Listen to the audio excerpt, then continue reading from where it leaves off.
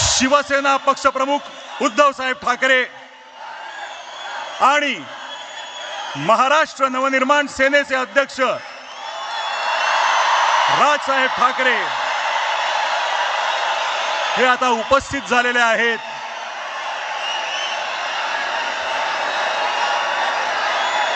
ज्या ऐतिहासिक क्षणाची आपण वाट पाहत आहोत, मी त्या दोन्ही नेत्यांना विनंती करतो त्यांनी ह्या मंचावर यावं आणि मराठीचा आवाज किती बुलंद आहे ते दाखवून द्यावं.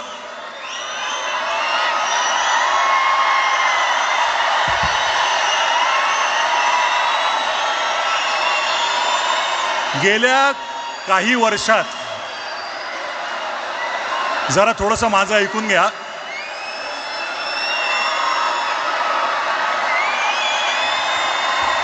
बरं का, तुमच्या मनातले काही शब्द बोलतोय आम्ही.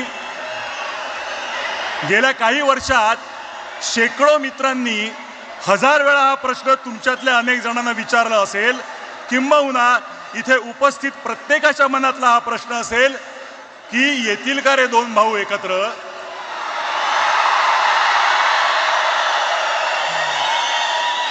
कोणी दोघांशी बोलून होईल का हो काही, पण असं दुसऱ्या तिसऱ्याने बोलून ऐकणार असतील तर ते ठाकरे कसले. त्यांना स्वतःला पटलं तरच ते ती गोष्ट करणार, आणि त्यांना पटणारं एका मंचावर आणणारं एक निमित्त घडलं. मराठी भाषेवर अन्याय करण्याचा प्रयत्न झाला आणि हे दोन वाघ चवताळून उठले. मराठी अभिजात भाषा होतीच, आहे आणि असेल, पण मागल्या दाराने तिसरी भाषा घुसवून माय मराठी संपवण्याचे डावपेच सुरू झाले, आणि ते उधळून लावण्यासाठी हे दोघे आणि इतर सर्व राजकीय पक्ष जे समोर बसलेत ते आपापसातले मतभेद विसरून सगळे एकत्र उभे ठाकरे, सगळे एकत्र उभे ठाकरे ठाकले. फक्त राजकीय पक्ष नव्हे तर अनेक सामाजिक संघटना, साहित्यिक, कलावंत, पत्रकार, शेतकरी, कामगार आणि मराठी माणूस एक झाला. सर्वांची भावना एक झाली. महाराष्ट्रावर केली सक्ती तर आम्ही दाखवू आमची शक्ती, आणि ही शक्ती दिसताच समस्त मराठी जनांना अन्यायकारक वाटणारा तो शासन निर्णय मागे घेण्यात आला. सर्वांबरोबर तुम्हा दोघांचंही हार्दिक अभिनंदन. मी आता माननीय राजसाहेब, आपण बऱ्याच वेळा हे बोलला आहात की भाषा मारली की संस्कृती संपवता येते, स्वातंत्र्य संपवता येतं. आपली मराठी संस्कृती जपण्यासाठी ती जाणून घेणं गरजेचं आहे. वाचन संस्कृती वाढणं, उत्तम संगीत, नाटक, चित्रपट होणं, मराठी ही व्यवहाराची आणि रोजच्या जगण्याची भाषा होणं असं तुम्ही मानता. परवाच तुम्ही बोलताना म्हणालात की बाकी काहीही चालेल पण मराठीच्या बाबतीत तडजोड नाही. आज ह्या दिवशी तुम्हाला भाषा, मराठी माणूस, महाराष्ट्र याबद्दल काय बोलावं असं वाटतं ते ऐकण्यासाठी आम्ही उत्सुक आहोत. मी विनंती करतो माननीय श्री राजसाहेब ठाकरे यांना की त्यांनी आपलं मनोगत व्यक्त करावं.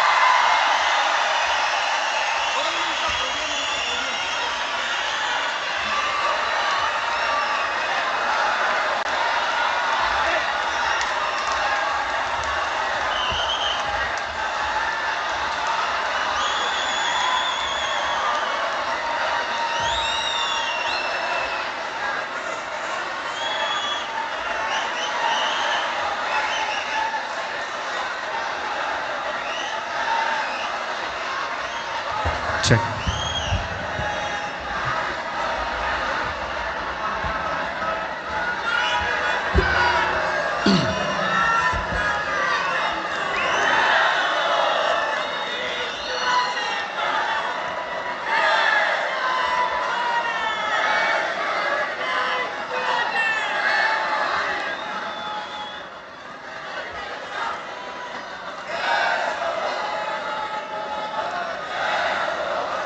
सन्माननीय उद्धव ठाकरे,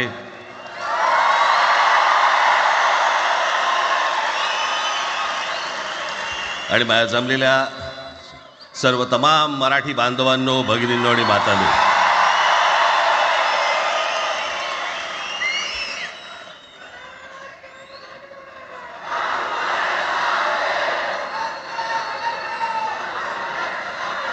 खरं तर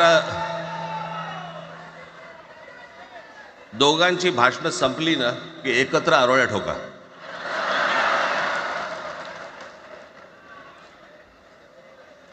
खरं तर आज मोर्चा निघायला पाहिजे होता.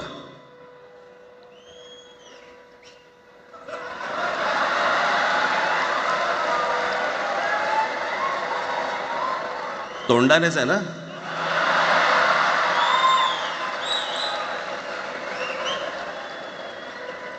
बस बस. मोर्चा खरं तर निघायला पाहिजे होता.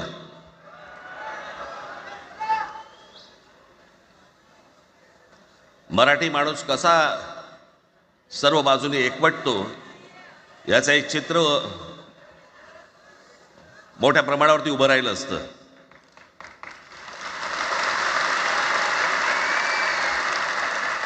पण नुसत्या मोर्चाच्या चर्चेनेच माघार घ्यावी लागली.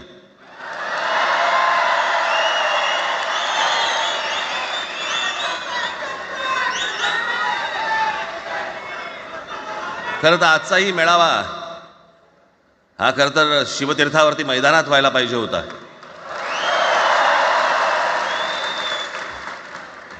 मैदान ओसंडून वाहिलं असतं अख्खं. पण पाऊस आहे, पावसामध्ये सगळ्या ठिकाणी अशा प्रकारचे काही जागा मिळत नाहीत फारशा मुंबईमध्ये. आणि म्हणून आज तुम्हाला सर्वांना इथे यावं लागलं. मी बाहेर जे उभे आहेत त्यांची मी दिलगिरी व्यक्त करतो की त्यांना आतमध्ये येता नाही आलं. परंतु आता काही स्क्रीनवरती आटपा.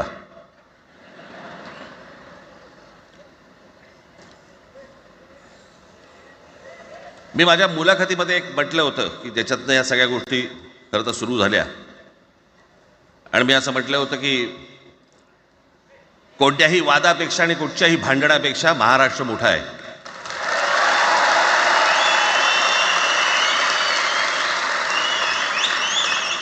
आज जवळपास 20 वर्षानंतर मी आणि उद्धव आम्ही एका व्यासपीठावरती आज येतो आहोत.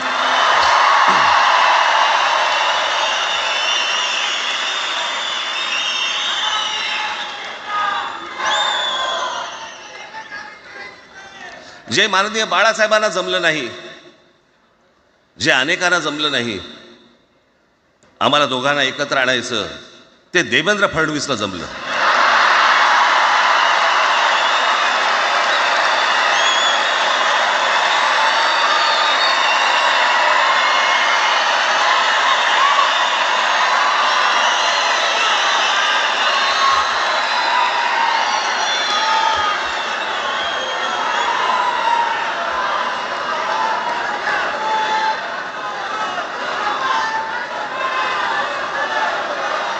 आता बऱ्याच सगळे चॅनल्सचे सगळे कॅमेरे तिकडे लागले, इकडे लागले, इकडे लागलेत.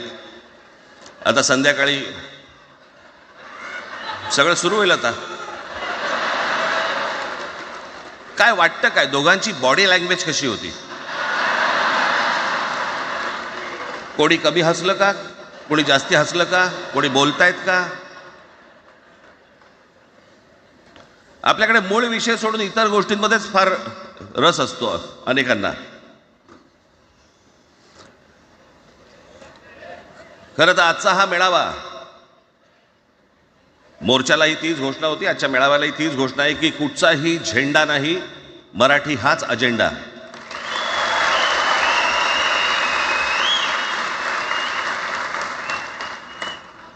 माझ्या मराठीकडे, माझ्या महाराष्ट्राकडे वेडावाकड्या नजरेने पाहायचं नाही कोणी.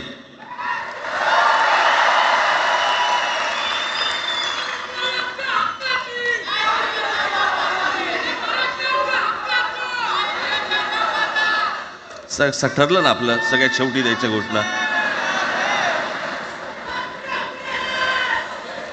बसा, शांत बसा. खरं तर हा प्रश्नच अनाठाई होता, काही गरजच नव्हती. हे कुठून अचानक हिंदीचं आलं मला काही कळलं नाही. मला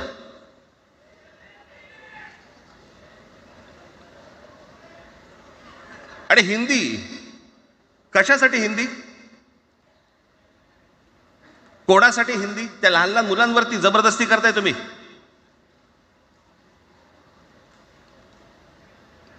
कोणाला विचारायचं नाही शिक्षण तज्ज्ञांना काही विचारायचं नाही, कोणाला काही विचारायचं नाही. बस आमची सत्ता आहे, आमच्याकडे बहुमत आहे, आम्ही लादणार. तुमच्या हातात सत्ता असेल ती विधान भवनात,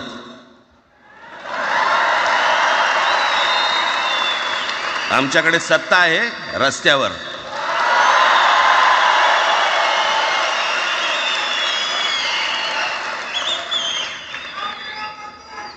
एक पत्र लिहिलं, 2 पत्र लिहिली, नंतर ते दादा भुसे माझ्याकडे आले. मला म्हणाले की आम्ही काय म्हणतो एवढं समजून तर घ्या, एवढं काय म्हणतो एवढं ऐकून तर घ्या. म्हटलं दादा तुम्हाला एक गोष्ट सांगतो, तुम्ही काय सांगता ते ऐकून घेईन पण ऐकणार नाही.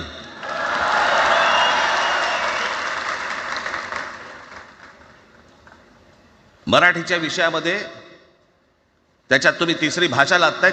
त्रिभाषा सूत्र, कुठलं त्रिभाषा सूत्र आणलं? त्रिभाषा सूत्र ज्या वेळेला आलं ते फक्त सेंट्रल गव्हर्नमेंट आणि राज्य सरकार, केंद्र सरकार आणि राज्य सरकार यांच्यामधल्या दुव्यासाठी म्हणून हे त्रिभाषा सूत्र फक्त आणलं. आज कोर्टातही नाही, तुम्ही हायकोर्टात जा, सुप्रीम कोर्टात जा, इंग्रजीमध्ये सगळ्या गोष्टी होतात. कुठे आहे त्रिभाषा सूत्र? मग मला सांगायला लागले म्हणे केंद्रीय शिक्षण धोरणामध्ये, त्या धोरणातही नाही राहत, केंद्राच्या शिक्षण धोरणात, इतर कोणत्या राज्यातही नाही.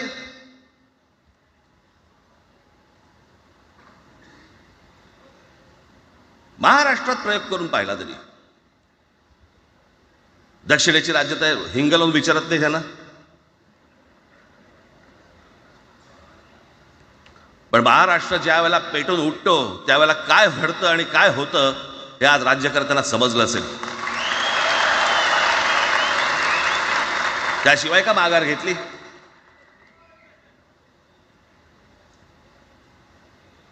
विनाकारण आणलेला विषय होता.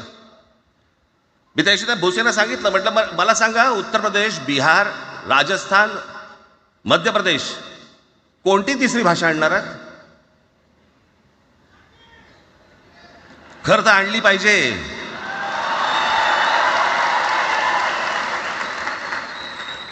गंमत बघा, हिंदी भाषिक राज्य आहेत ती आर्थिकदृष्ट्या मागास,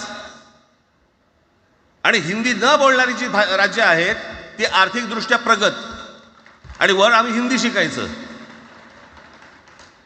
यांना हिंदीतून राज्य नाही सांभाळता आली, यांना राज्यांचा विकास नाही करता आला. जे हिंदी बोलत नाहीत त्या राज्यांमध्ये, हिंदी बोलत असलेल्या राज्यांमधनं नोकरी धंद्यासाठी लोक इकडे येत आहेत आणि हे म्हणतात हिंदी शिका. कोणासाठी शिकायचं? 5वी नंतर काय हिंदी चित्रपट सृष्टीमध्ये जाणार आहेत पोरगा? कोणासाठी शिकायचं? हिंदी भाषेबद्दल मला वाईट नाही वाटत, भाषा कोणतीही श्रेष्ठच असते, उत्तमच असते. मग ती मराठी असेल, गुजराती असेल, तामिळ असेल, पंजाबी असेल, बंगाली असेल, हिंदी असेल, अजून कुठचीही असेल. एक भाषा उभी करायला खूप प्रचंड तपश्चर्या लागते, खूप लोकांची मेहनत असते. एक लिपी उभी करायला खूप प्रचंड ताकद लागते.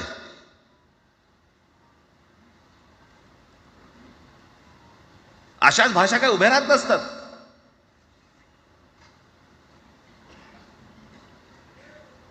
आणि या भाषेचं नवीन कुठून आणलं? त्याशी ते अमित शहा म्हणाले ज्याला इंग्रजी येतं त्याला पुढे म्हणे लाज वाटेल, म्हणे मला इंग्रजी येतं. अरे तुम्हाला नाही येत?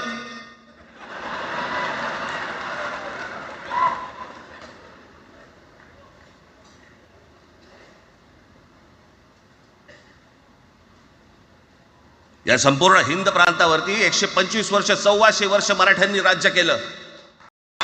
1400 वर्ष इतक्या राज्यांवरती आम्ही राज्य केलं. तो त्यावेळेला राज्यच नव्हती, पण जे प्रदेश होते त्याच्यावरती राज्य केलं. आम्ही मराठी लादली गुजरातवरती, मध्य प्रदेशवरती, राजस्थानवरती, पंजाबवरती, इतर सगळ्या प्रांतांवरती जिथे जिथे म्हणून अटोकपर्यंत पोहोचले होते मराठा साम्राज्य, आम्ही लादली. अरे हिंदी भाषा आहे 200 वर्षापूर्वीची भाषा आहे, महाराजांच्या काळात पण नव्हती.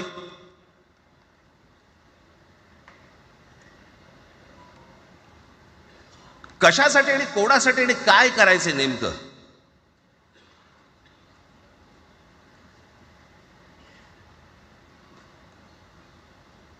यांनी फक्त चाचपडून पाहिलं, चाचपडून. मुंबई स्वतंत्र करता येते का याच्यासाठी अगोदर जरा थोडंसं भाषेला डिवचून बघू.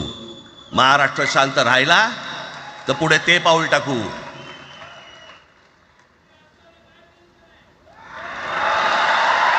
कोणाची माय व्हॅली आहे त्यांनी महाराष्ट्राला हात घालून दाखवावा, मुंबईला हात घालून दाखवावा.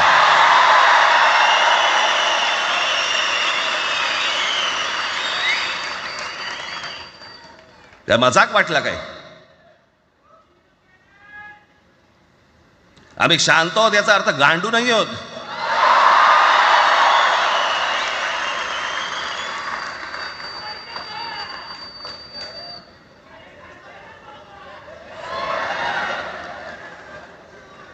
काही अंगावरती लादायचा प्रयत्न करतात आणि मग आता माघार घेतली ना, मग माघार घेतली त्याचं काय करायचं? मग वेगळ्या ठिकाणी वळवा सगळं प्रकरण. वेगळ्या ठिकाणी म्हणजे कुठे? ठाकरेंची मुलं इंग्रजी मीडियममध्ये शिकली, बरं, मग पुढे? म्हणजे दादा भुसे मराठी मीडियममध्ये शिकून शिक्षण मंत्री झाले, देवेंद्र फडणवीस इंग्रजी मीडियममध्ये शिकून मुख्यमंत्री झाले. कुठे काय शिकले याचा काय संबंध?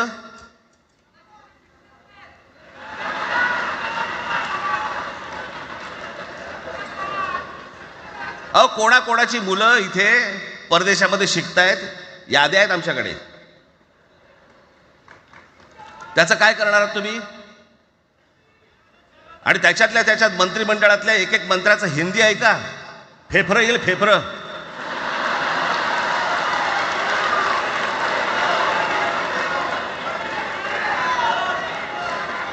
हे असले प्रश्न महाराष्ट्रातच विचारले जातात. आता मी तुम्हाला अजून एक गोष्ट सांगतो.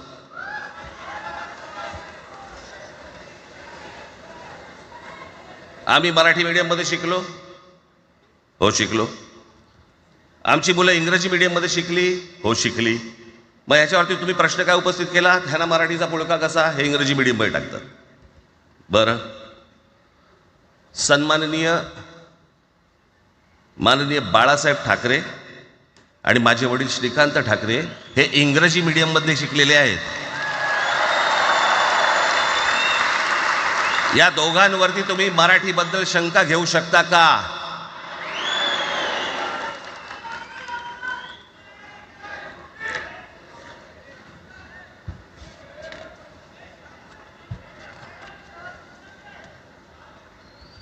Lalkrishna Advani saint Patrick high school Christian missionary स्कूलमध्ये शिकले. हिंदुत्वावर शंका घेऊ का त्यांच्या? कॉन्व्हेंट स्कूलमध्ये शिकलेले आहेत अडवाणी. दक्षिण भारतामध्ये बघा, तमिळच्या प्रश्नावरती, तेलुगूच्या प्रश्नावरती कडवटपणे समोर येऊन उभे राहतात. कोण विचारते ना तुमची मुलं कुठे शिकली आणि तुम्ही कुठे शिकलात?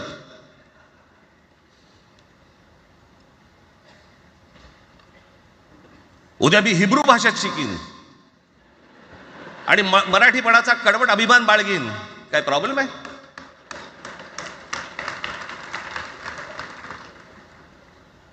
मी आता तुमच्याकडे दक्षिणेतले इंग्रजीमध्ये, मी अगदी थोडक्यात यादी आणली आहे. दक्षिण भारतातील इंग्रजी माध्यमात शिकलेले नेते आणि अभिनेते: जयललिता दोवेंतो English medium school, Stalin English medium school Loyola, Kanimozhi presentation convent school, Udhayanidhi म्हणजे करुणानिधींचा नातू डॉन बॉस्को, चंद्रबाबू नायडू वडील इंग्लिश टीचर होते, शिक्षण इंग्रजी माध्यमात झालं. पवन कल्याण आंध्र उपमुख्यमंत्री, शिक्षण Saint and.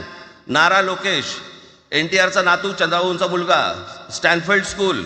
Kamal Haasan Santhome high school. अभिनेता विक्रम मॉटफोर्ड स्कूल. अभिनेता Suriya English medium. AR Rahman आधी पद्मशेषाद्री बालभवन आणि नंतर मद्रास क्रिश्चनरी हायस्कूल. परवा दिवशीचा एक प्रसंग सांगतो. एका व्यासपीठावरती तामिळनाडूमध्ये AR रहमान व्यासपीठावरती उभे होते, काहीतरी कार्यक्रम होता, त्या बाई तामिळमध्ये बोलत होत्या. अचानक ती बाई हिंदीत बोलायला लागली. त्याच्यावरती रहमानने तिच्याकडे असं बघितलं, बोलला हिंदी, आणि व्यासपीठावरनं खाली उतरला.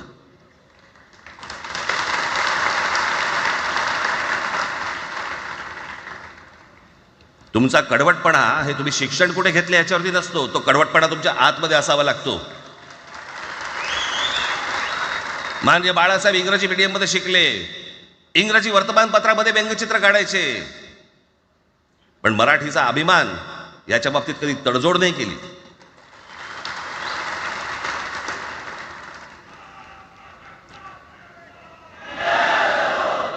म्हणे एक भाषा म्हणे सगळ्यांनाच बांधून ठेवते. कुठची एक भाषा? आजपर्यंत काय वाकडं झालं? म्हणजे आपल्या संरक्षण खात्यामध्ये घ्या, आपल्या संरक्षण खात्यामध्ये जेवढी रेजिमेंट्स आहेत, मी फक्त तुम्हाला नावं वाचून दाखवतो.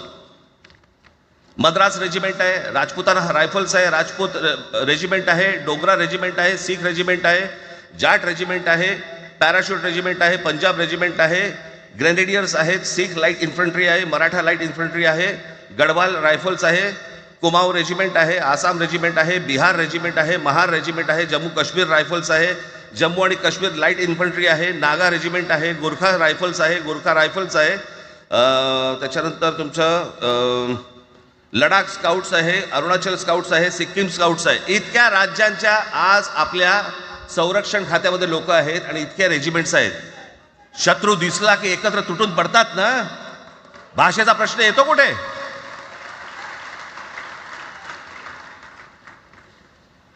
या देशामध्ये ज्यावेळेला भाषावार प्रांतरचना झाली तीच या गोष्टींसाठी झाली ना, की प्रत्येक भाग तसे भाषांचे होते म्हणून. मग या सगळ्या गोष्टी का सुरू केल्यात तुम्ही? कशासाठी सुरू केल्यात? काय याच्या मागचं राजकारण? आत्ता सांगून ठेवतो, आज तुम्ही सगळेजण मराठी म्हणून एकत्र आलात. आज महाराष्ट्रामधला तमाम मराठी आज मराठी म्हणून एकत्र आला. टाळ्या वाजू नका, मी काय सांगतोय नीट ऐका. याचा पुढचं राजकारण ह्यांचं पुन्हा तुम्हाला जातीमध्ये विभागायला सुरुवात करतील. पुन्हा हे जातीचं कार्ड खेळायला सुरुवात करणार. मराठी म्हणून तुम्हाला कधी एकत्र येऊ देणार नाहीत. हे जातीपातीमध्ये विभागायला सुरुवात करतील. आता हे सुरू केलं. काल कोणाच्या ते व्यापाऱ्याच्या कानफडीत मारली मीरा भाईंदरला. त्याच्या काय इथे लिहिलं होतं काय गुजराती?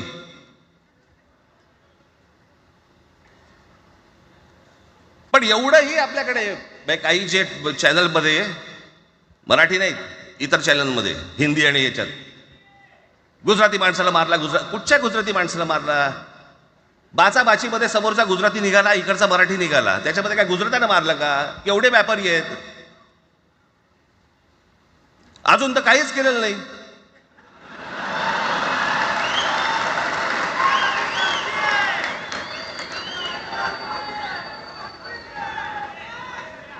अर्थात त्यांना मराठी आली पाहिजे याच्याबद्दल वाद नाही. विनाकारण उठसूट काय मारामारी करायची गरज नाही आणि मारायची गरज नाही. पण जर जास्ती नाटकं केली तर कानाखाली आवाज काढलाच पाहिजे तुम्ही. पण चूक त्यांची असली पाहिजे. आणि एका गोष्टीचं लक्षात ठेवा, अशी कधी गोष्ट कराल त्याचे व्हिडिओ काढू नका.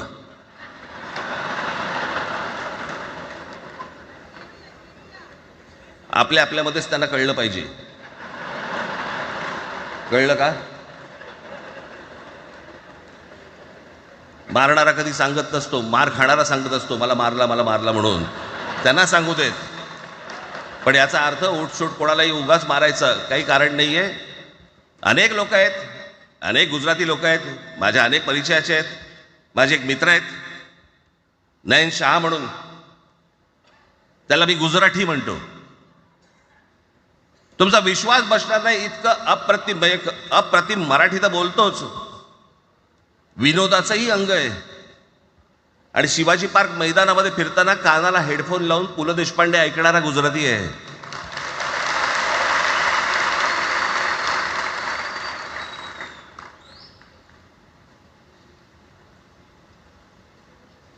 मी मगाशी तुम्हाला सांगितलं की हे मराठीचं बाळकडू आमच्यासाठी ते बाळकडूच होतं.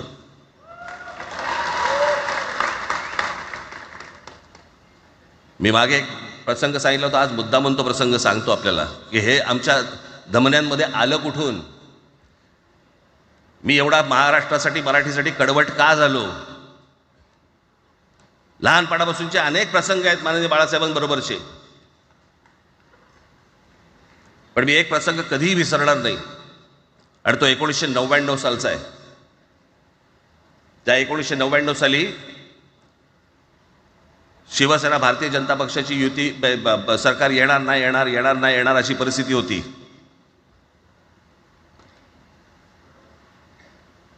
पवार साहेब त्यावेळेला त्यांनी राष्ट्रवादी काँग्रेस पक्ष स्थापन केला होता. वेगवेगळे लढले होते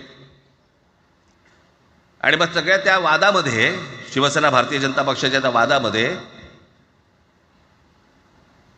काहीच होईना. दिवसामागून दिवस चाललेत परंतु काही होईना. एके दिवशी मी मातोश्रीला खाली बसलो होतो, दुपारची वेळ होती. अचानक 2 गाड्या लागल्या. साधारणपणे 3:30-4 वगैरे वाजले असते. ते जरा वेळेला नाव विसरतो मी, पुण्याचं कोणतो जावडेकर, प्रकाश जावडेकर आणि काही मंडळी आली. मला म्हणाले, राज बाळासाहेबांना अर्जंट भेटायचं आहे. म्हटलं आत्ता ते भेटणार नाही, म्हटलं ती त्यांची झोपायची वेळ आहे. नाही म्हणे अर्जंट आहे म्हणे. म्हटलं नाही भेटणार, म्हटलं मी तुम्हाला सांगतो. म्हटलं काय विषय काय. म्हटलं मी बोलायचं काम करतो, म्हटलं काय विषय काय. आणि त्यांना सांगा मुख्यमंत्री पदाचा विषय झालेला आहे. म्हटलं अच्छा, अरे वा. म्हटलं काय झालं. सुरेशदादा जैन यांना दोन्ही बाजूने आम्ही ठरवलंय की त्यांना मुख्यमंत्री करायचं, एवढं फक्त बाळासाहेबांना सांगायचं. ठीक आहे. मी वर गेलो. रूममध्ये काळोख, शांतता. आम्ही अरे तुरेमध्ये बोलायचो म्हणून मी हाक मारली. म्हटलं हे काका गाढ झोपले होते. म्हटलं काका उठ, ए काका उठ. माझ्या बघितलं माझ्याकडे. हां काय रे. म्हटलं नाही, ती सगळे खाली जावडेकर वगैरे सगळी मंडळी आली आहेत. म्हटलं बरं मग. नाही ते म्हणतात ते मुख्यमंत्रीपदाचा विषय झाला आहे म्हणून. म्हटलं बघ ते मला काय झालं. ते म्हणाले सुरेशदादा जैन यांना मुख्यमंत्रीपदासाठी दोन्ही जणांनी सांगितलं की करायचं म्हणून. असं माझ्याकडे बघितलं त्यांनी. त्यांना जाऊन सांग महाराष्ट्राचा मुख्यमंत्री मराठीच होईल, दुसरा कोणी होणार नाही.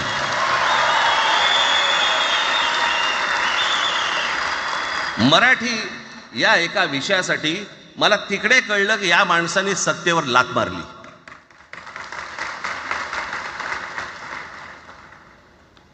हे संस्कार ज्या पोरावरती झाले असतील तो मराठीसाठी तडजोड करेल काय. बाकी सगळ्या युत्या आघाड्या सगळ्या कुठच्याही गोष्टी होत राहतील. महाराष्ट्र, मराठी माणूस, मराठी भाषा याच्यावर तडजोड होणार नाही, कोणत्याही परिस्थितीत होणार नाही. याच्या पुढे देखील तुम्ही सर्वांनी सावध असणं पण गरजेचं आहे आणि सतर्क असणं पण तेवढंच गरजेचं आहे. पुढे पुढे काय काय गोष्टी घडतील, काय काय गोष्टी होतील कल्पना नाही. परंतु मला असं वाटतं की ही मराठीसाठीची एकजूट ही कायम राहावी आणि महाराष्ट्रामध्ये माननीय बाळासाहेबांचं जे स्वप्न होतं ते पुन्हा साकारावं अशी एक आशा, अपेक्षा आणि इच्छा व्यक्त करतो आणि आपल्या सर्वांची मी रजा घेतो. धन्यवाद. जय हिंद, जय महाराष्ट्र. धन्यवाद राजसाहेब. मलाही सांगा, आपल्या सगळ्यांपेक्षा आज जास्त आनंदी कोण झालं असतं. आपल्या सगळ्यांपेक्षा आज जास्त आनंदी कोण झालं असतं? ज्यांनी मराठी माणसाला उभं केलं ते हिंदू हृदय सम्राट माननीय बाळासाहेब. आज त्यांची पुढची पिढी इथे मंचावर एकत्र येऊन मराठीचा गजर पुन्हा एकदा करते आहे. आणि त्या आजोबांचे 2 लाडके नातू आज आपल्या समोर मराठीचा झेंडा पुढे नेण्यासाठी सज्ज झालेले दिसत आहेत. अमित ठाकरे इकडे उपस्थित आहेत, आदित्य ठाकरे उपस्थित आहेत. मी त्यांचंही स्वागत करतो. या वास्तूला पण इथे आज देश पाहतोय मराठी भाषेवर होणाऱ्या अन्यायाविरुद्ध पेटलेला मराठी जनमानसाचा आगडोंब. या सर्व मराठी प्रेमींना आता उत्सुकता आहे माननीय शिवसेना पक्षप्रमुख श्री उद्धव बाळासाहेब ठाकरे हे काय बोलतील. मी त्यांना विनंती करतो की त्यांनी आपलं मनोगत व्यक्त करावं.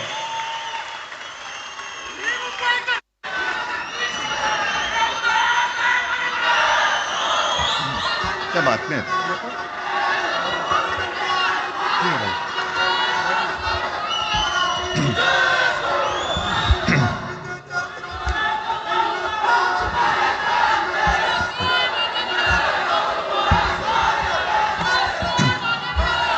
बऱ्याच वर्षानंतर राज आणि माझी भेट व्यासपीठावरती झाली. आता पंचायत अशी आहे की त्यांनी मला सन्माननीय उद्धव ठाकरे असं बोललेलं आहे.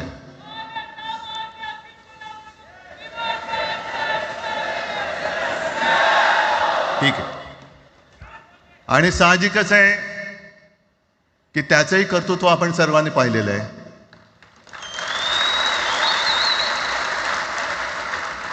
म्हणून माझ्या भाषणाची सुरुवात करताना सन्माननीय राज ठाकरे आणि जमलेल्या माझ्या तमाम मराठी हिंदू बांधवांनो, भगिनींनो आणि मातांनो,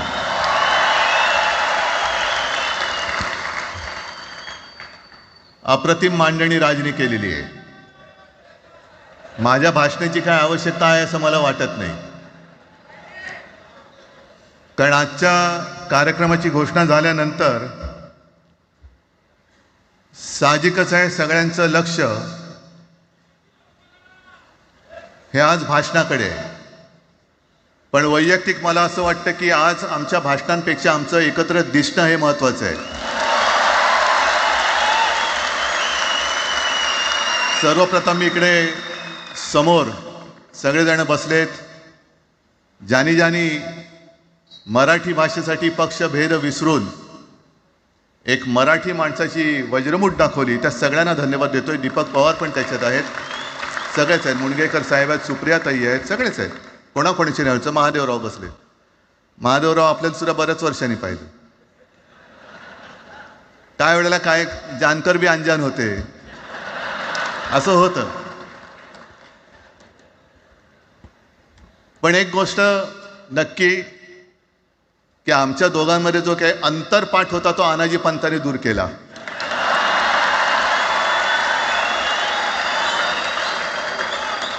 आता अक्षता टाकण्याची काय तुमच्याकडनं अपेक्षा नाहीये. एकत्र आलोय एकत्र राहण्यासाठी.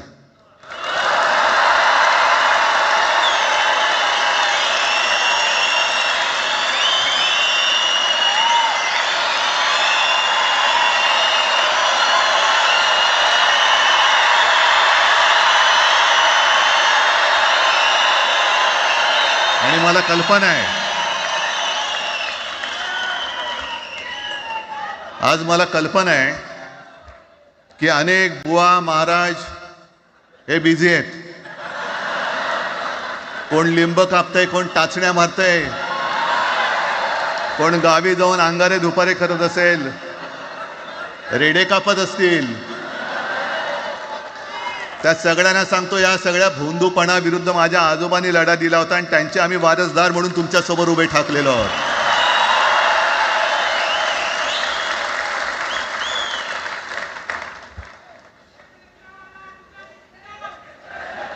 नाही, सगळं आपणच करून ठेवलेलं आहे.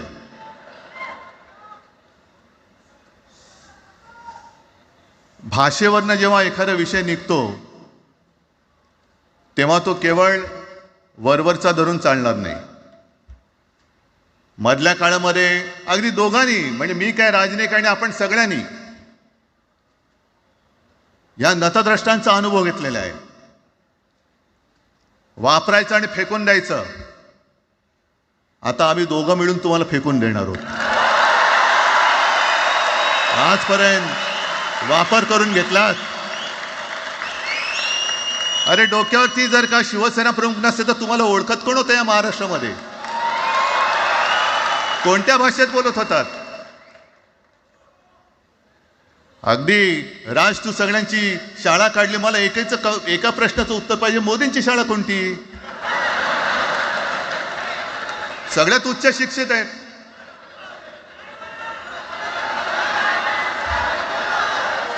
पण हे जे काय यांची मध्यंतर मी बोललो ना, भाजप ही अफवांची फॅक्टरी आहे. मधल्या काळात त्यांनी सुरू केलं होतं. उद्धव ठाकरेने हिंदुत्व सोडलं. हिंदुत्व ही कोणत्याही भाषेची मक्तेदारी नाही. आम्ही अस्सल मराठी बोलणारे तुमच्याही पेक्षा जास्त कडवट, कट्टर, देशाभिमानी हिंदू आहोत. तुम्ही काय आम्हाला हिंदुत्व शिकवताय? अरे 92-93 साली जेव्हा जे काय घडलं, देशद्रोही मातले होते, तेव्हा मुंबईतल्या अमराठी लोकांना सुद्धा हिंदू म्हणून माझ्या शिवसैनिकांनी, शिवसेना प्रमुखांच्या शिवसैनिकांनी व मराठी माणसांनी वाचवलेलं आहे.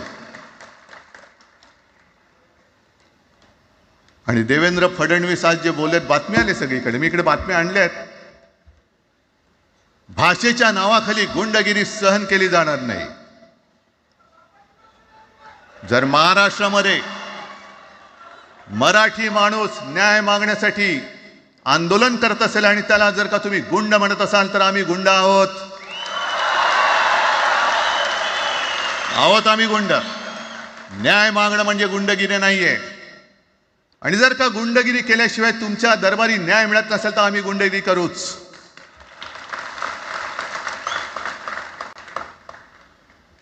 पण हे सगळे राजकीय वाडगे, देवेंद्र फडणवीसांची आजचं वक्तव्य म्हणजे मला संयुक्त महाराष्ट्र चळवळीच्या वेळेला सखा पाटलांनी केलेलं एक वक्तव्य आठवते. हे असेच तेव्हाचे, म्हणजे जो दिल्लीत बसतो त्याचे पाय चाटणारे इथले राज्यकर्ते असतात, त्यांना मी बाडगे म्हणतोय.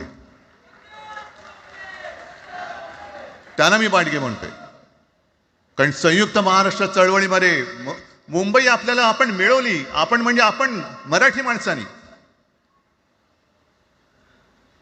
तेव्हाही तत्कालीन जे सत्ताधारी होते, हो अगदी काँग्रेस होतीच ना तेव्हा सत्तेवर,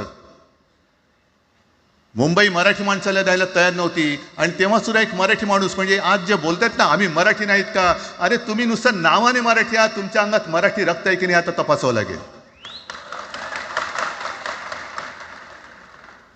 आणि सखा पाटील बोलले होते, यावश चंद्र दिवाकरो, मुंबई महाराष्ट्राला मिळणार नाही. कशी नाही मिळत? झुकवलं, वाकवलं, गुडघ्यावरती आणलं मराठी माणसानी. आणि मुंबई आपल्या हक्काची, तुम्ही आता जी घोषणा घेतली ना, दिली ना, ती मुंबई आपल्या हक्काची आपण लढून आपण मिळून घेतली.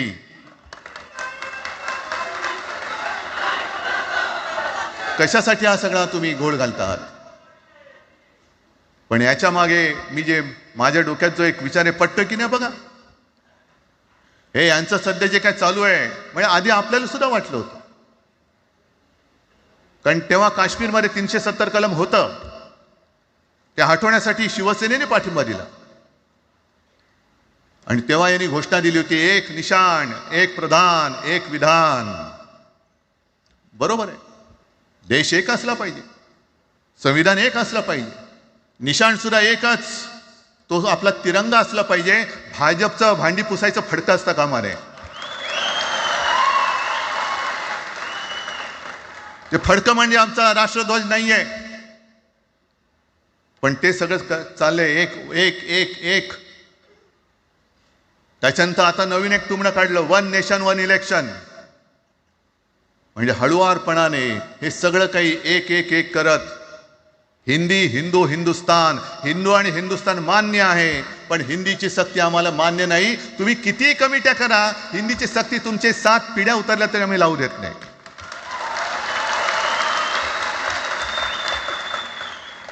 मग एक फेक नरेटिव्ह पसरवायचं.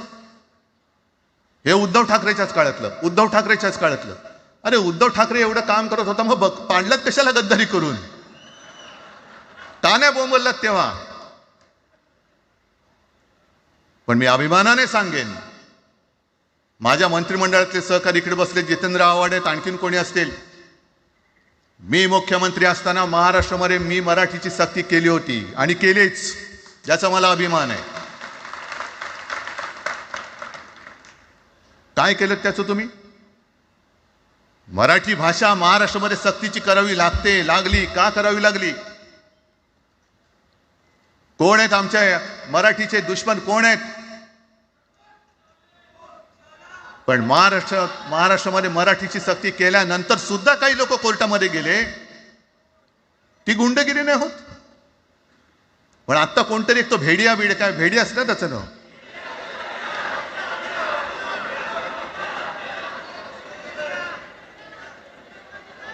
ही यांची सगळी पिलावळ आहे. तोडा फोडा आणि राज्य करा. आपण ज्या काही गोष्टी केल्या होत्या, हे म्हणतात म्हणे शिवसेनेने आजपर्यंत काय केलं? शिवसेना म्हणजे आता राज मी तुला माझ्या सोबतच घेतो, कारण आपण तेव्हा एकत्रच होतो, आता सुद्धा पुढे एकत्र चाललेलो आहोत. त्याच्यामुळे आपलं सगळं तेव्हाच म्हणतोय, आपला एवढ्या वर्षाचा कालखंड. मराठी माणूस म्हणे मुंबई बाहेर नेला.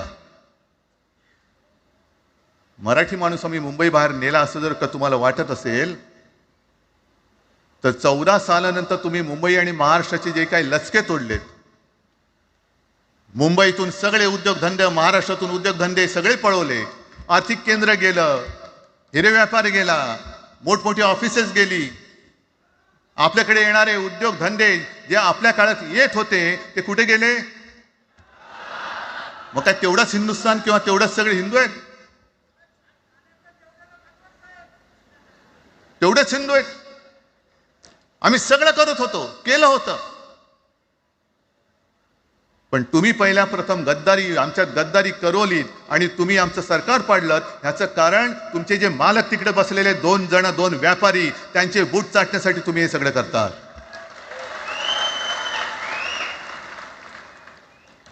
हे इतक्या वर्षाचं सगळं सहन करत करत करत आपण आलो. आपल्या डोळ्यात देखत सगळे लचके तोडले जात आहेत.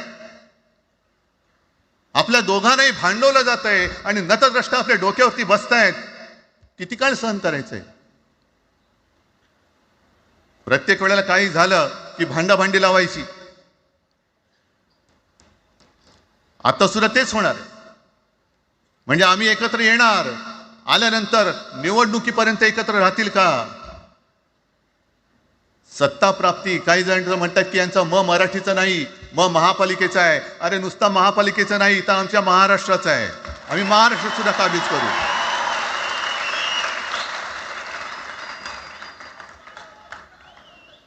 आज तर निवडणुका नाही आहेत. आमची सत्तेवरती जे शिवसेना प्रमुखांनी सांगितलं, अरे सत्ता काय, सत्ता येते आणि सत्ता जाते. पण आपली ताकद ही आपल्या एकजुटीमध्ये असली पाहिजे. दर वेळेला संकट आलं की आपण सगळे मराठी एकवटतो आणि संकट गेलं की आपणच एकमेकांमध्ये भांडायला लागतो. आता नको, हा नतद्रष्टपणा आता करायचा नाहीये, अजिबात करायचं नाहीये.